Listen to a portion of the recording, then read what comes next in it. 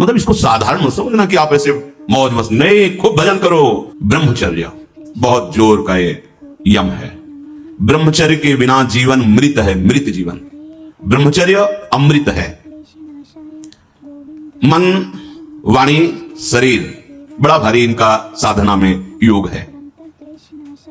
अष्ट प्रकार के मैथुनों का सर्वथा त्यागी ही ब्रह्मचारी कहा जाता है। पूज्यपाद श्री उड़िया बाबा जी महाराज, मूर्तिमान ब्रह्म।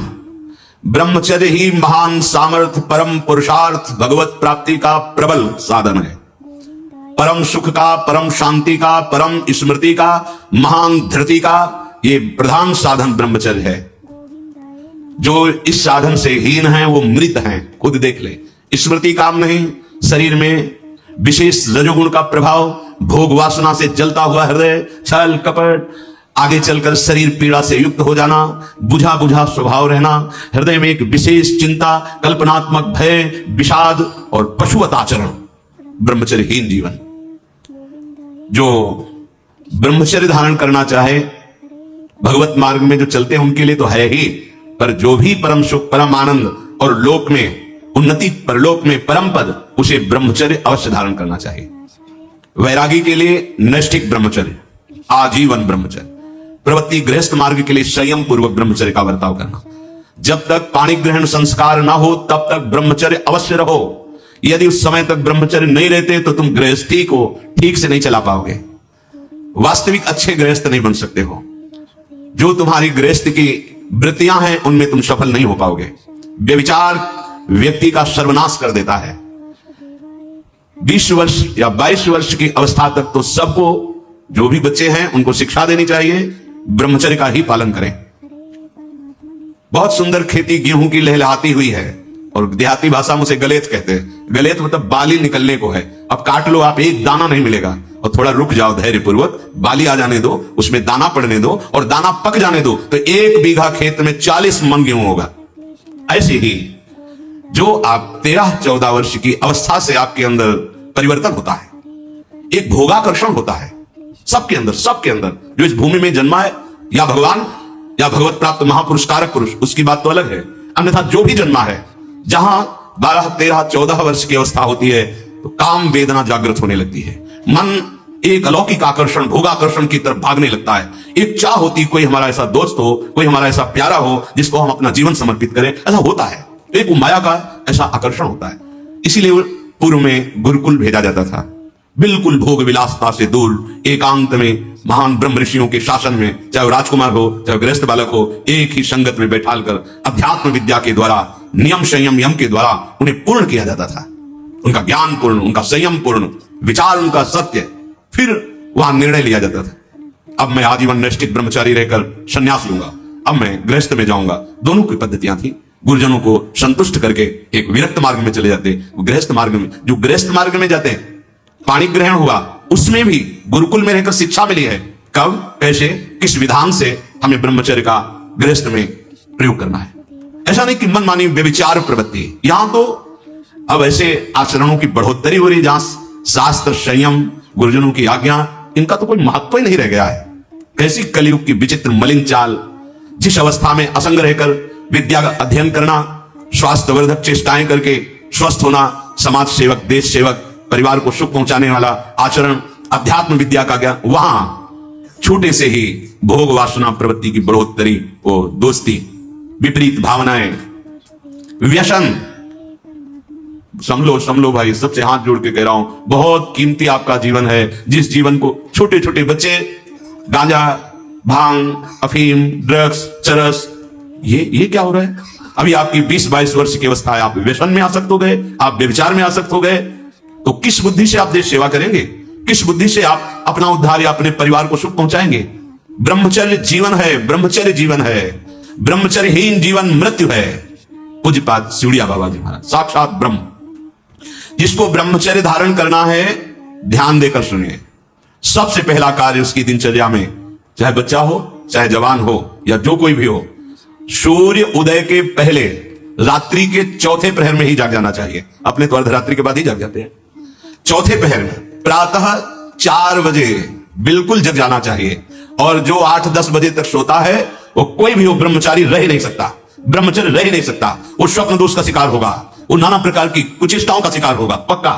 क्योंकि बुद्धि को सत्य प्रकाश की तरफ प्रेरित करने वाले भगवान भुवन भास्कर हैं। वो पधार रहे हो, आप सो रहे हो सैया पे, आपकी आयु श्री कीर्ति बल सब नष्ट होगा। देखो ना जो 10-10 बजे तक सोते हैं, देखो ना उनसे बात करके देखो, एकदम ऐसा लगता है बुझा हुआ जीवन, कोई भागवतिक तेज उत्साह न वाणी में, न नेत्रों में, न तन में, क्या जीवन, मृत जीवन। सबसे पहला नियम लीजिए, जहां भी आपको शब्द सुनाई दे, आपका जीवन ब्रह्मचर्य ही अमृत है और आपका जीवन ब्रह्मचर्य ही नहीं मृत्यु है। ब्रह्मचर्य रहने के लिए आपको अपनी दिनचर्या सुधारनी होगी। प्रातः 4 बजे आपको उठना ही होगा, तभी आप ब्रह्मचर्य रह सकते हैं। अगर आप नहीं उठते तो आप देख लेना इसका आध्यात्मिक प्रभाव पड़ता है। आप देखिएगा 3 बजे से लेकर के सूर्य उदय के तक अगर आप सोते तो आपका स्वप्न दोष बढ़ेगा, आपका संयम बिगड़ेगा। अगर आप कोई ऐसी कुछ चेष्टाएं नहीं किए हैं तो स्वप्न दोष की संभावना ही नहीं होती। आप बाल्यावस्था से कुछ चेष्टाएं करते हैं, संयम विरुद्ध रहते हैं, तो आप ना चाहते हुए फिर सामर्थ्यहीन हो जाते हैं, ब्रह्मचर्यहीन हो जाते हैं। बहुत ध्यान दें, ये अध्यात्म में जैसे पूरा मकान बनने के लिए नींव मजबूत होना जरूरी है। चाहे रेखंड का बना लो आप, अगर नींव मजबूत है, नींव मजबूत नहीं तो फिर मकान ढह जाएगा। ऐसे ही ब्रह्मचर्य हर मार्ग की नींव है। चाहे जिस मार्ग में चलना चाहो, चाहे जिस संप्रदाय में चलना चाहो, चाहे लौकिक मार्ग हो या पारलौकिक, आपका ब्रह्मचर्य नींव है जीवन की। इसको मनोरंजन मत समझो। कैसी तुम्हारी दुर्बुद्धि, अपने हाथ से तुम अपना नाश करते हो। कैसी कैसी दुर्बुद्धि जागृत हो गई, सावधान। पूज्यपाद बाबा कह रहे हैं, जब प्रातः काल उठो, कोई भी हो, अगर थोड़ी भी आस्तिकता है तभी तो ब्रह्मचर्य की भावना आप धारण करोगे। तो उठकर पहला कार्य प्रभु का स्मरण। अपने तो प्रभु के स्मरण की सरसता प्राप्त करने के लिए पहले तो गुरुदेव और भक्तों का स्मरण, फिर प्रभु को। मोरे मन प्रवश विश्वासा, राम ते अधिक राम कर दासा। भक्त सुमिरन से भगवान बहुत जल्दी प्रसन्न हो जाते हैं। हरि को निज यस्ते अधिक भक्तन यस पर प्यार। सबसे पहले महान भक्तों का स्मरण, उनसे हमें सामर्थ्य प्राप्त होती है। जब उनका स्मरण करते हैं तो उनकी भजन शक्ति, उनकी कृपा शक्ति हमको बल देती है। हमारी दिनचर्या परम पवित्र और शास्त्र सम्मत होती है। फिर बिना, जैसे आजकल वो चल पड़ा है चाय काफी, बाबा मना करते हैं, ये दिनचर्या ब्रह्मचारी की नहीं होती। या आप सुबह उठे, चाय पिए, फिर सो, नहीं। हाँ, जल के लिए आयुर्वेद में सिद्धांत है, बिना कुल्ला मंजन किए आप जल पिए तो जो मुख में, वो आपके उदर को साफ करेगा जाके, आपके उदर को रोग रहित करेगा जाके। अधिक से अधिक पानी, अधिक से अधिक। अगर उल्टी हो जाती तो और अच्छा होता है। जैसे आप पिए 2-4-10 कदम पहले आपको उल्टी लगे, अगर उल्टी कर दिया तो बहुत अच्छा होगा, क्योंकि पित्त और सब गर्मी निकल गई, नहीं हो रही, पच गया है। फिर इसके बाद आप शौच स्नान आदि क्रिया कीजिए। फिर पवित्र जब शरीर हुआ तो जैसे भजन आवश्यक है, वैसे व्यायाम आवश्यक है, वैसे प्राणायाम आवश्यक है। वैसे आपको 2 किलोमीटर दौड़िए, कुछ शारीरिक ऐसा व्यायाम, कुछ ऐसे भी व्यायाम करते हैं। ये कोई व्यायाम पैरे से करते, ये कोई व्यायाम का मतलब पसीना निकले शरीर से, आपके शरीर को 1-2 किलोमीटर दौड़िए। अच्छा, बाहर दौड़ने के नहीं तो जगह जगह ऐसी सुविधाएं आजकल हो गई हो, ट्रेडमिल, हाँ उसमें, और ऐसे कुछ साधन है जिससे करिए। ये भजन है। अगर शरीर स्वस्थ है, पुष्ट है, तो आप भगवत सेवा, देश सेवा सब कर सकते हैं। व्यायाम और जैसे भजन आवश्यक। अगर तुम्हें व्यायाम ही करना है, तुम जवान हो और 3-4 खंड की सीढ़ी, तो नीचे आओ, नीचे से ऊपर 11 बार उतरो, दौड़ो, अभी व्यायाम हो जाएगा। नीचे सीढ़ी से शुरू करो और ऊपर तक जाओ, फिर नीचे आओ, फिर ऊपर 11 बार करो, देखो पसीना आ जाएगा, दौड़ो। ब्रह्मचारी बनना है तो ब्रह्मचर्य पचाने के लिए भी तो चाहिए ना। अब आधा घंटा पद्मासन, 30 मिनट कोई बहुत नहीं होता। बैठ करके आप प्राणायाम, अनुलोम विलोम, जो भी, जो आजकल शिक्षाएं भी दी जाती है इसकी, आप उसको कीजिए। आसन पे बैठिए, आपका शरीर स्वस्थ रहेगा। फिर अगर आप विद्यार्थी हैं तो जैसे हम शास्त्र स्वाध्याय करते हैं, उसी भावना से आप आप देखो, अगर स्मृति आपकी प्रवीण ना हो तो बताना। और आहार आपका सात्विक। छोटे छोटे बच्चे, चाय काफी, ये अवस्था है बच्चों की, चाय काफी के 50-60 की अवस्था हो गई, शरीर वो ठीक है, ऑफिस में बहुत काम पड़ रहा है, वो थोड़ा ठीक है। अब नए नए बच्चे हैं और चाय काफी और ये व्यसन, भला ब्रह्मचर्य रह पाओगे? वैसे रह जाता है। परम पवित्र विचार वाला, परम पवित्र आहार वाला, परम पवित्र जब आपकी चेष्टाएं, तब इस महान शक्ति को धारण किया जाता है। ऐसे थोड़ी होता है। बड़े बड़े महापुरुषों से मिल मिलकर, रो रो कर प्रार्थना करके आप बताइए, उपाय बताइए, जिससे हम अपने साधन संयम को नियमित संयम में रख सके, ऐसे भाव से चल सके। आपको तो बिना किसी प्रयास के सुनने को मिल रहा है महापुरुषों की बातें। बिल्कुल समझ, आप रह के देखिएगा, एक नवीन उत्साह। और हारिएगा नहीं। आपने यदि गलत संस्कार बना लिए तो हारिए मत।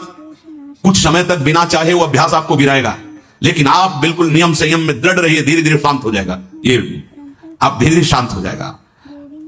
अब आपकी दिनचर्या में दो प्रकार के ब्रह्मचर्य, एक आजीवन ब्रह्मचर्य, तो वैरागी का तो आजीवन ब्रह्मचर्य होता है। जो प्रवृत्ति गृहस्थ मार्ग में उनका संयम का होता है। शास्त्र संयम के अनुसार वर्ताव करे तो उसका जीवन बड़ा सुखमय जाएगा। केवल मन के अनुसार चलने पर कि आप गृहस्थ हैं तो आपके लिए छूट नहीं।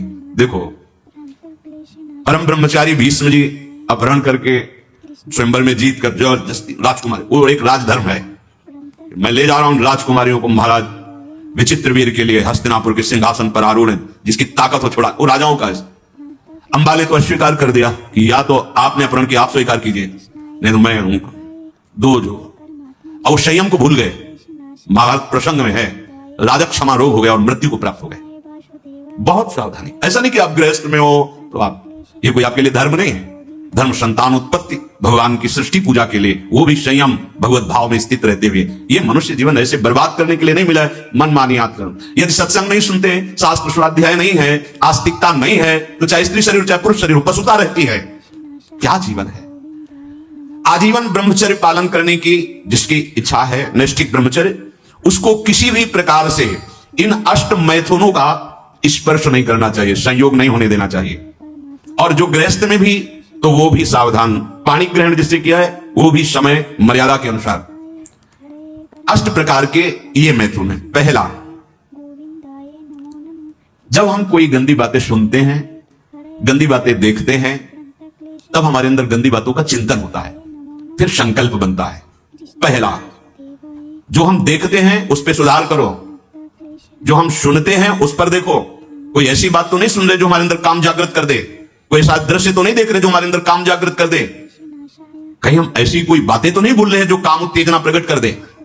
तीन बातें। पहला, ध्यान दीजिए, इसी से भोग संकल्प बनता है। पहला, भोग संकल्प त्यागी। वो बनता कैसे? प्रधान बात, आपको ऐसा कोई दृश्य नहीं देखना जिससे आपके अंदर काम उत्तेजना जागृत, इसका प्रभाव पड़ता है। अभी आप कोई ऐसी बात करुणा की सुने तो आपको रोना आ जाएगा। आप कोई ऐसा दृश्य देखें तो आपका हृदय पिघल जाएगा। आप वाणी से कोई ऐसी करुणा की बात कर, आपको रोना आ जाएगा। अर्थात आपके देखने, सुनने और बोलने का प्रभाव हृदय पर पड़ता है। यदि आपका देखना, सुनना और बोलना गंदा है, गंदे का भाव आप समझ रहे होंगे, कामोत्तेजना बढ़ाने वाला है, बेकार की बातें केवल ब्रह्मचर्य की होंगी, तुम ब्रह्मचारी रह ही नहीं सकते। आप देखो गंदी बातें, सुनो गंदी बातें, बोलो गंदी बातें, और आप ब्रह्मचारी रह सको, सवाल ही नहीं उठता। जैसे आप गंदी बात देख रहे हैं, सुन रहे हैं, आप कोई चेष्टा नहीं कर रहे, तो भी आप ब्रह्मचारी नहीं रह पाओगे। वर्णन हुआ है शास्त्रों में। एक मनोवाह नाम की नाड़ी है पूरे शरीर में, ऐसा कहीं जैसे पित्त की थैली होती है, ऐसी कोई ब्रह्मचर्य वाली थैली नहीं है। ये यहां है, हर नस नाड़ी में व्याप्त है सप्तम धातु। मनोवाह नाड़ी, जो ही आपका चिंतन विकारात्मक हुआ, वो नाड़ी घसीटती पूरे शरीर से उस सप्तम धातु को, और वो घसीट लिया, आपने क्रिया की या नहीं की, आपका चिंतन बिगड़ा हो गया, वो किसी न किसी बहाने से लघुशंका में, स्वप्न में, कैसे भी बाहर हो जाएगा, वो नहीं रुकेगा। संकल्प रहित, भोग संकल्प रहित हृदय कब होगा? जब आपका देखना, सुनना और बोलना पवित्र होगा। बहुत सावधान। आज सावधान होना तो बहुत ही कठिन है, क्योंकि मोबाइल है। जो बातें बहुत गुप्त रखी जाती थी, कि नई पीढ़ी, नई समाज हमारी समय आने पर जाने। बड़े बुजुर्ग घर की माताएं बहनें जब बेटी का ब्याह होता था, तब एकांत में शिक्षा देती थी, तुम्हारा पति ऐसे व्यवहार करना, ऐसे चलना, अब तुम गृहस्थ में जा रहे हो तो ऐसा ऐसा। अब छोटे छोटे बच्चे बूढ़ों को समझा सकते हैं, इतना ज्ञान है उनको, क्योंकि हाथ में मोबाइल है। गूगल में सर्च करो, यूट्यूब में सर्च करो, आपको सब शिक्षाएं मिल जाएंगी, जिस मार्ग की, चाहे अध्यात्म मार्ग की या कुमार्ग की, सब भरी हुई है। और प्रायः कोई बिरला ही होगा जो मोबाइल रहित हो।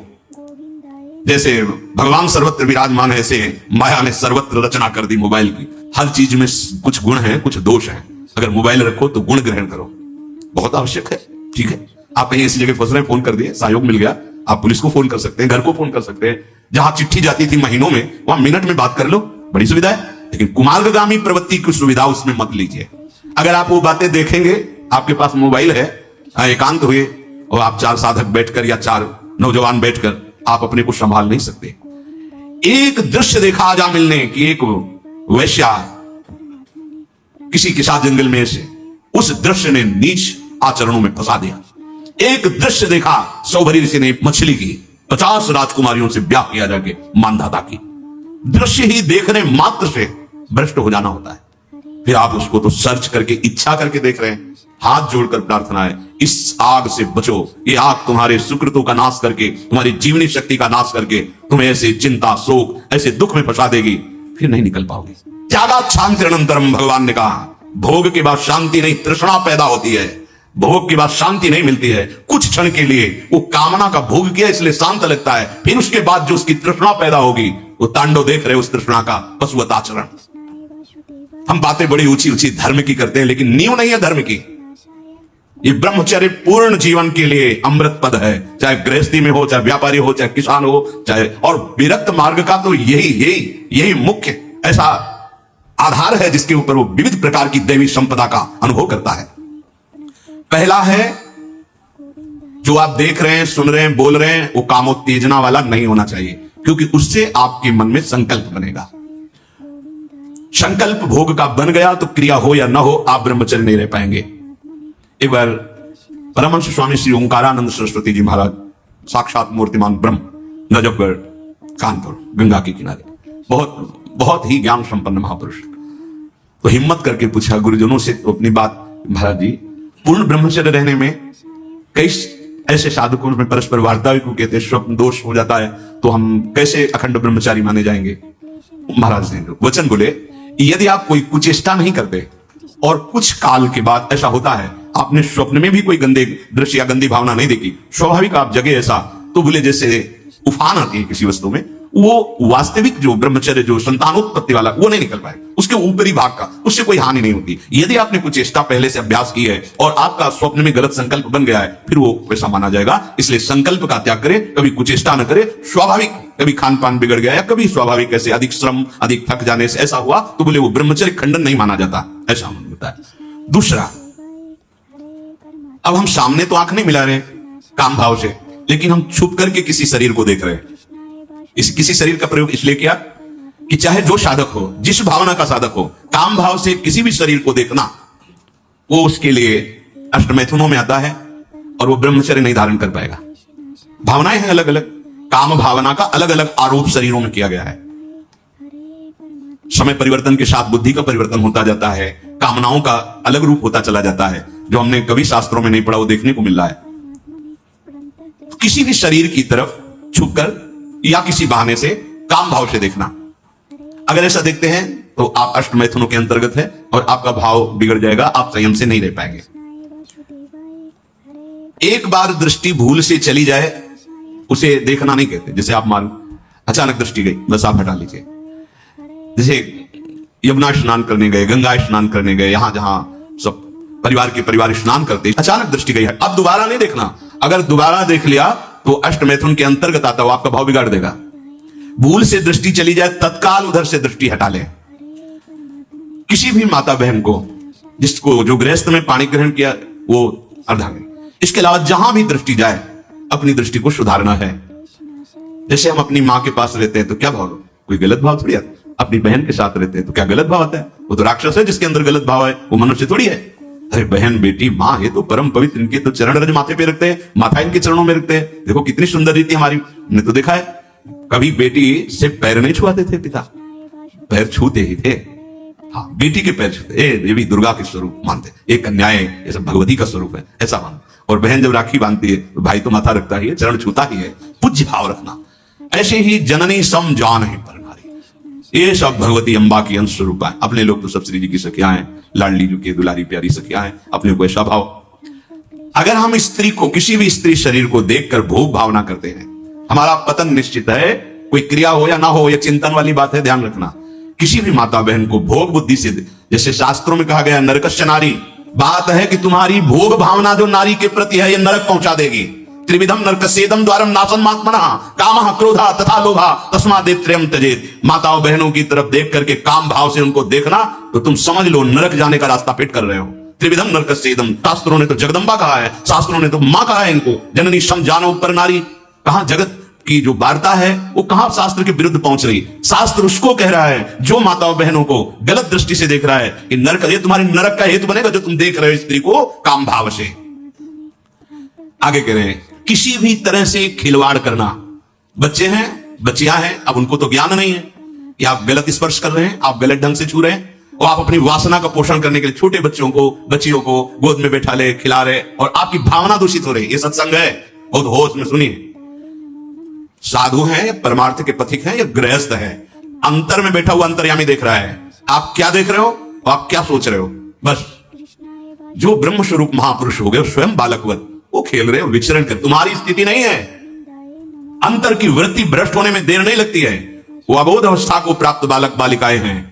भगवान का स्वरूप मानकर दूर से, अगर वैराग्य मार्ग के पति को दूर से स्पर्श करने का अधिकार नहीं, स्पर्श करने का साथ, वो ब्रह्मबोध संपन्न महापुरुष जो स्वयं बालवत परमहंस अवस्था को प्राप्त, वो बच्चों के साथ खेलते हैं, जहां कामना की कोई गंध ही नहीं, ब्रह्म स्वरूप है, अपने होश में। किसी बालक को किसी भी तरह से दुलार करना, वो वात्सल्य नहीं होगा आपके अंदर, वो वासना होगी। ध्यान देना, बहुत सावधानी का विषय है ये। हम तो बच्चों के साथ खेलते हैं, नहीं, तुम बच्चों के साथ खेलते नहीं, अपनी वासना को बढ़ावा दे रहे हो। उपासक उपासना का बढ़ावा करता है। दूर से देखो, चरणों में प्रणाम करो, मेरे लाडली लालिनी बच्चों में खेल रहे, प्रणाम किया निकल गए। ऐसा किसी भी तरह से स्पर्श करने का अधिकार नहीं है। वो महापुरुष जो भगवत प्राप्त है, वो खुद वैसे धूल दूषित उनके साथ खेल रहे। उनकी क्षमता हमारे हृदय में नहीं जागृत है, चूक हो जाएगी। बहुत सावधानी का। एकांत में किसी भी तरह का व्यवहार करना विपरीत शरीर से, काम चेष्टा नहीं कर रहे, पर हंसी मजाक, छूना, खेलना, बातें करना, वो आपको भ्रष्ट कर देगा। सावधान। विपरीत आकर्षण जहां आपका काम भाव बन सकता है, एकांत में नहीं। व्यवहार करने के लिए जिनको सेवाएं मिली हैं 2-3 एक साथ, तब व्यवहार कीजिए। अकेले वार्ता करने वाला अपराधी माना जाएगा। क्यों? अकेले वार्ता में माना आप दूषित नहीं, लेकिन दूसरे की दृष्टि भावना दूषित हो सकती है कि ये स्त्री शरीर और ये पुरुष शरीर, कहीं कोई ऐसा तो नहीं। तो आपने गलती नहीं की, लेकिन आपके आचरण ने दूसरे की श्रद्धा बिगाड़ दी। नहीं, आपको ऐसा भी आचरण नहीं करना कि दूसरे की श्रद्धा में भी दोष आवे, क्योंकि आपका आचरण ही दूसरे के ऊपर प्रभाव डालने वाला है। एकांत में कोई भी ऐसी हंसी मजाक, चेष्टा, विनोद, भले भागवतिक हो, लेकिन विपरीत शरीर जिसमें काम भावना होती, नहीं करना चाहिए। समाज में बहुत सावधानी पूर्वक व्यवहार करना चाहिए। एकांत में किसी भी ऐसे विपरीत शरीर का ऐसे हंसी मजाक करते हुए स्पर्श करने से भावना में काम प्रभाव जागृत हो जाता है। बलवान इंद्रिय ग्रामो विद्वान में कर सकी, साधारण की तो बात जाने दो। किसी भी जीव को मैथुन करते हुए एकाग्रता पूर्वक देखना, मानो कोई पशु पक्षी आदि ऐसे मैथुन धर्म से अचानक दृष्टि गई, राधा राधा राधा, अगर आपने एकाग्रता पूर्वक देखा तो ये दृश्य आपको भ्रष्ट कर देगा। फिर मोबाइल में देखने वाली तो बात ही जाने दो। अचानक दृष्टि गई किसी पशु पक्षी आदि में, राधा राधा, अपनी दृष्टि नीचे की चल दिए। अगर उसका चिंतन बना, उसको एकाग्रता पूर्वक देखे तो कुछ क्रिया नहीं होगी। मनोवाह नाड़ी इतनी सामर्थ्यशाली, जहां चिंतन हुआ काम का, वो पूरे शरीर से सप्तम धातु को, ब्रह्मचर्य आपका क्षीण हो जाएगा। बहुत सावधानी की जरूरत। वीर्य, प्राण, मन, इन तीनों का परस्पर घनिष्ठ संबंध है। एक भी स्थिर हो जाए तो तीनों स्थिर हो जाएंगे। ब्रह्मचर्य ठीक, मन एकाग्र और प्राण सूक्ष्म। सूक्ष्म प्राणों के द्वारा ही परम योग को प्राप्त किया जाता है। स्थूल प्राण, बहुत खाना, बहुत चर्बी बढ़ाना, ये साधन हो पाएगा? शाम ऐसे आटा लगा दिया जाए, उड़े ना। श्वास प्रश्वास चल रही, उस आटे पर धक्का भी नहीं लगना चाहिए, तब समझना चाहिए कि प्राणवायु सूक्ष्म हो रही। इन बातों का कोई ध्यान ही नहीं हो रहा, बस मनमानी आचरण। बहुत इतना खा लिया और उसे पचाने में पूरी शक्ति लग गई। भजन और एकाग्रता और इंद्रिय संयम तो बात जाने दो, इतना पा लिया। वीर, प्राण, मन, तीनों का परस्पर घनिष्ठ संबंध है और उपासना में तीनों का बहुत बड़ा योगदान है। प्राण सूक्ष्म, देखो नाम, जब आप श्वास लेते हैं आराम से और नाम चल रहा है, फिर श्वास आराम से, नाम चल रहा है। अब स्थूल प्राण है, बैठे हो, सुनाई दे रही आवाज प्राणवायु, सांप की सी फुसकार निकल रही। आप साधक है, आप उपासक, इतने स्थूल प्राण, तो आप मंत्र कहां चला पा रहे हैं? इसका मतलब मंत्र नहीं चल रहा। आराम से, शांत श्वास। प्राण जिसका ब्रह्मचर्य ठीक है, बिना प्राणायाम के भी वो सूक्ष्म हो जाएगा। जिसका प्राण सूक्ष्म है, ब्रह्मचर्य ठीक है, मन को एकाग्र करने के लिए ज्यादा श्रम नहीं करना पड़ता। ये तीनों एक तार जुड़े हुए हैं। ब्रह्मचर्य ठीक नहीं, मन भयानक चंचल बदमाश होता चला जाएगा, गंदी से गंदी बात पेश करेगा आपके सामने, गंदे से गंदे आचरण करेगा, भूल जाएगा कि हम मनुष्य हैं, पशुवत आचरण में उतार देगा। ब्रह्मचर्य, प्राण, मन, तीनों का परस्पर बहुत घनिष्ठ संबंध है। एक स्थिर कर लो, ब्रह्मचर्य बहुत गंभीरता स्वभाव में आ जाएगी। ब्रह्मचारी का स्वभाव गंभीर होता है, विचार परिपक्व होता है, स्मृति प्रवीण होती है उसकी, और हर कष्ट सहने की सामर्थ्य होती है। गर्मी, सर्दी, बरसात, पीड़ा, अपमान, निंदा, वो महान शीतलता अंदर प्रदान करता है। मस्ती एक रहती है, और कहीं निरंतर भजन और ब्रह्मचर्य, फिर क्या दुर्लभ रह गया संसार में उसके लिए। इसलिए हमारे शास्त्रों ने, ब्रह्म ऋषियों ने ब्रह्मचर्य पर बहुत जोर दिया है। ब्रह्मचर्य रहने वाले उपासक को इन बातों का ध्यान देना चाहिए। यदि कब्ज पेट में रहेगी तो बिना क्रिया के भी ब्रह्मचर्यहीन होने लगोगे। गर्मी बर्दाश्त नहीं ज्यादा, ये जितने नए पदार्थ पाने वाली लोलुपता है ये सब ब्रह्मचर्य नाश करने वाली है। ये जो आप जिसे पिज्जा कहते हैं, इसमें जो ऊपर लेप लगाए जाते हैं, जो बनता है वो गरिष्ठ है, बहुत गरिष्ठ है, पाचन तंत्रों पर भारी प्रभाव बनाकर कब्ज बनाने वाली चीजें। आपको ये 32 दांत दिए गए, वो अच्छे से चबा चबा के लुब्धि में थोड़ा खाओ, बहुत देर चबाकर स्वाद लेकर के अंदर जब किया तो जो मुख में पाचन, यहाँ वो जो थूक आदि निकलते हैं उससे ऐसे रस होते हैं जो उसको पाचन करते हैं। बहुत संभाल, ये भोजन का बहुत योगदान है। अगर कब्ज हो रही है तो अनुभव में लाई हुई वस्तु है ये ईशबगोल की भूसी और छोटी हर, जैसे 1 चम्मच 1.5 चम्मच ईशबगोल की भूसी, और अगर आप पहली बार तो आधा चम्मच वो हर छोटी वाली हर मिला लीजिए और 250 ग्राम दूध में पा करके शहद की। वो ऐसा नहीं करेगा कि आपका एकदम पेट साफ कर देगी। 10 दिन 15 दिन लगा, वो धीरे धीरे आपके हाथों से वो ऐसा यही सेवन किए, बहुत समय तक सेवन किए, क्योंकि कभी ऐसे जैसे रूखा सूखा मिला, कभी ना मिला तो ऐसे कब्ज की तो ये पास रखते थे, थोड़ा ये सब गोल की भूसी और हर। दूध ना मिला तो थोड़ा पानी से ले लिया, थोड़ा कम प्रभाव पड़ेगा, पर वो धीरे धीरे। अति ऐसी औषधियां जो हाथों को जाके वो भी नहीं ठीक है, क्योंकि वो सीधे इतनी गर्म होती है, ब्रह्मचर्य का नाश कर देगा। बहुत संयम की आवश्यकता है ब्रह्मचर्य के लिए। तो कब्ज मत होने दीजिए, और जल की कमी नहीं होनी चाहिए। 2.5-3 लीटर जल तो होना चाहिए। आपकी जो एसिड बनती है, आपकी आप लघु शंका जो होती है, उससे आपके स्वास्थ्य को लाभ मिलता है। सुबह से शयन तक 2.5-3 लीटर पानी पीना ही चाहिए यदि आप संयम से चलना चाहते हो। मैदा और गरिष्ठ वस्तुएं, चाय और कॉफी ब्रह्मचारी के लिए निषेध है। हम नौजवान बच्चे हैं, चाय और कॉफी भैया काहे को?